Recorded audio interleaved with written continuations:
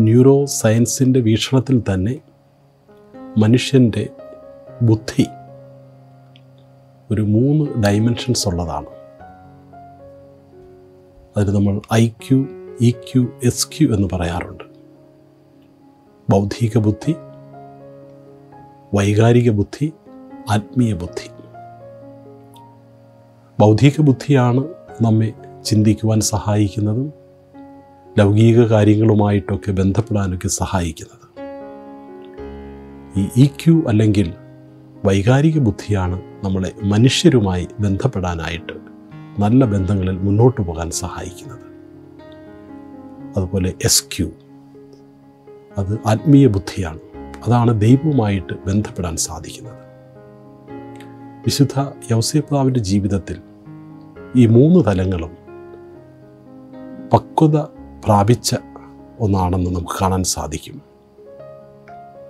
ചില പഠനങ്ങൾ പറയുന്നത് നല്ല എക്സ്പേർട്ടായിട്ടുള്ള കാർപ്പൻ്ററിൻ്റെ IQ 110 മുതൽ 120 വരെ എന്നാണ്.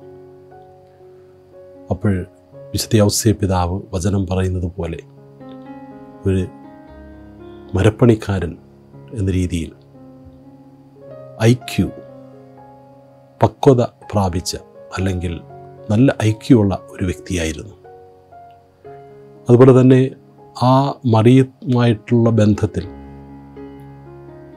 ആ വന്ന ഒരു പ്രതിസന്ധിയിൽ യൗസേപ്പിതാവിൻ്റെ പ്രതികരണവും അല്ലെങ്കിൽ തീരുമാനവും ഒക്കെ കാണിക്കുന്നത് നല്ല ഒരു വൈകാരിക ബുദ്ധിയുള്ള വ്യക്തിയായിരുന്നതാണ്.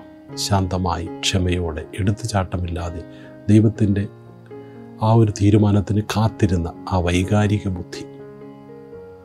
അതുപോലെ തന്നെ ആത്മീയ ബുദ്ധി 100% വികസിച്ച പരിണാമം പ്രാപിച്ച ഒരു വ്യക്തിയായിരുന്നു.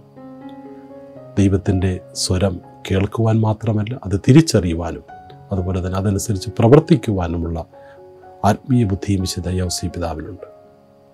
എന്നാൽ നമ്മൾ ഇന്ന് നമ്മുടെ സമൂഹത്തിലേക്ക് നോക്കുമ്പോൾ വിദ്യാഭ്യാസത്തിലൂടെ ഈ IQ അല്ലെങ്കിൽ ഇൻ്റലിജൻറ്റ് കോഷ്യൻ്റ് ബൗദ്ധിക ബുദ്ധി മാത്രം വളർത്തുവാനായിട്ട് മാതാപിതാക്കളും സമൂഹവും ബന്ധപ്പെടുന്നതാണ് കാണുന്നത്. എന്നാൽ നല്ലൊരു പേരൻറ്റിങ്ങിലൂടെ ആ വൈകാരിക ബുദ്ധി വീട്ടിൽ വെച്ച് വളർത്തുവാനായിട്ട് പലപ്പോഴും ശ്രമിക്കുന്നില്ല. അതിലൊക്കെ ഉപരിയായി ആത്മീയ ബുദ്ധിയിൽ പലപ്പോഴും ഒട്ടും ശ്രദ്ധ നൽകാത്ത ഒരു സമൂഹമാണ് ആയിട്ട് നമ്മളിന്ന് കാണുന്നുണ്ട്. ആത്മീയ ബുദ്ധി വളരുവാനായിട്ട് ആഴമായ ദൈവവിശ്വാസവും പ്രാർത്ഥനയും വചനവായനയും ഒക്കെ നമ്മെ സഹായിക്കും. പ്രിയ സഹോദരരെ, നമ്മൾ കണ്ടതുപോലെ വിശുദ്ധ യൗസേപ്പിതാവ് 2000 വർഷങ്ങൾക്ക് മുൻപ് ജീവിച്ചിരുന്നെങ്കിലും സ്ഥലകാല മതഭേദമന്യേ ദൈവ മനുഷ്യ കുടുംബ ബന്ധങ്ങൾക്ക് നമുക്ക് ഏവർക്കും എന്നും മാതൃകയാണ്.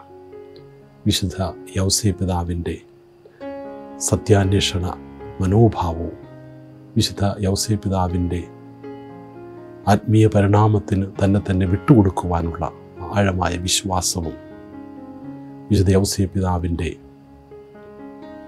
ആത്മീയ ബുദ്ധിയും ഒക്കെ നമുക്കും ലഭിക്കുവാനായി വിശുദ്ധ യൗസേപ്പിതാവിൻ്റെ മാധ്യസ്ഥത്തിലൂടെ തന്നെ നമുക്ക് പ്രാർത്ഥിക്കാം. ദൈവം നമ്മെ അനുഗ്രഹിക്കട്ടെ.